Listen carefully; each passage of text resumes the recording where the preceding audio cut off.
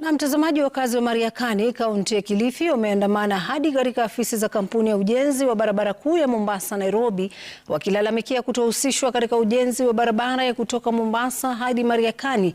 Wakazi hao wamesema kwamba kampuni inayojenga barabara hiyo imekataa kutoa mchoro wa barabara wanayojenga na kufanya vikao vya umma kama inavyohitajika kisheria.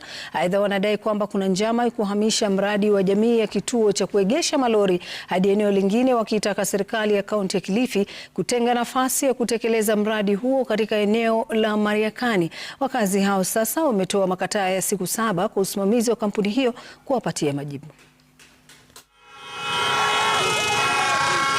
Sisi kama wana Mariakani tunawaambia, we are sending a strong word to SAI consultants and Kenha themselves. Tunawaambia ya kwamba nyinyi msipotupatia watu wa Mariakani design ya barabara tupitishe through a public participation na itangazwe vizuri, watu wakuje waone barabara ambayo mnawatengenezea, iwe ni ya kuendeleza uchumi wa Mariakani ama iwe ni ya kufifiisha uchumi wa Mariakani, tuweze kupitisha kama wafanyabiashara wa Mariakani. Tunasema hatutakubaliana ikiwa hamtaleta hiyo road design tupitishe, hatutakubaliana. We are saying and you say, watu wasikie ya kwamba if there is no road design, no road design, no road. Tunataka lorry parking Mariakani kama CSR.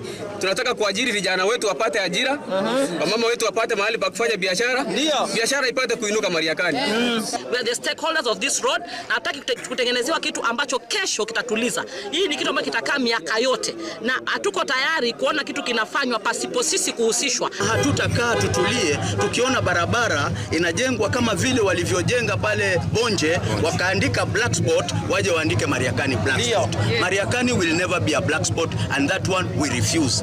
Tumepata malalamishi yenu, tunaenda kukagua na tutawajibu within 7 days. Thank you. Naam, so Dr. mtazamaji, taarifa hiyo inatupeleka mapumzikoni kwa hivi sasa, lakini